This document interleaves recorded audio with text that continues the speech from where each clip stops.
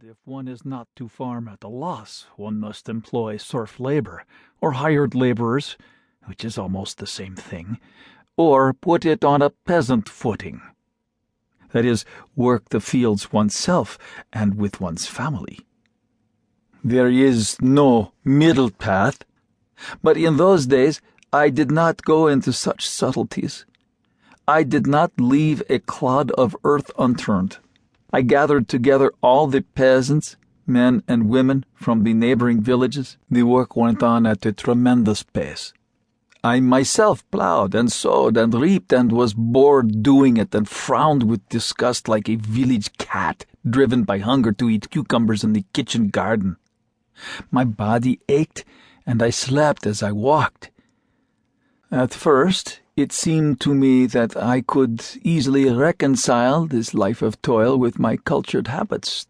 To do so, I thought, all that is necessary is to maintain a certain external order in life. I established myself upstairs here in the best rooms, and ordered them to bring me their coffee and liquor after lunch and dinner. And when I went to bed, I read every night the Yesniki Ropi. But one day our priest, Father Ivan, came and drank up all my liquor at one sitting, and the Yesniki Ropi went to the priest's daughters, as in the summer, especially at the haymaking. I did not succeed in getting to my bed at all, and slept in the sledge in the barn, or somewhere in the forester's lodge. What chance was there of reading? Little by little I moved downstairs, began dining in the servants' kitchen, and of my former luxury nothing is left but the servants who were in my father's service, and whom it would be painful to turn away. In the first years I was elected here an honorary justice of the peace. I used to have to go to the town and take part in the sessions of the Congress and of the Circuit Court, and this was a pleasant change for me. When you live here for 2 or 3 months, without a break, especially in the winter, you begin at last to pine for a black coat, and in the Circuit Court there were frock coats and uniforms, and dress coats too, all lawyers, men who have received a general education.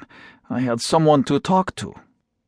After sleeping in the sledge and dining in the kitchen, to sit in an armchair in clean linen, in thin boots, with a chain on one's waistcoat is such a luxury. I received a warm welcome in the town.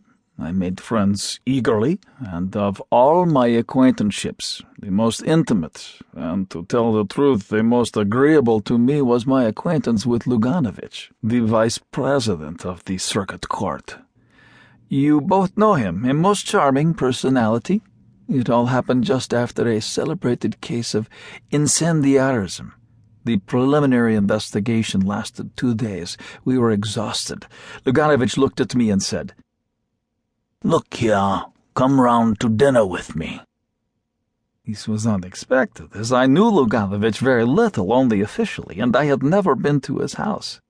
I only just went to my hotel room to change, and went off to dinner. And here it was my lot to meet Anna Alexyevna, Luganovich's wife.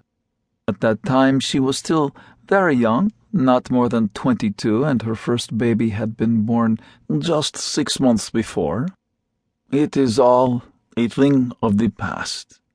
And now I should find it difficult to define what there was so exceptional in her, what it was in her attracted me so much. At the time, at dinner, it was all perfectly clear to me. I saw a lovely, young, good, intelligent, fascinating woman, such as I had never met before, and I felt her at once someone close and already familiar, as though that face, those cordial, intelligent eyes I had seen somewhere in my childhood, in the album which lay on my mother's chest of drawers.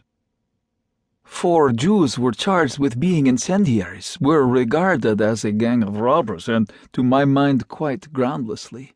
At dinner, I was very much excited. I was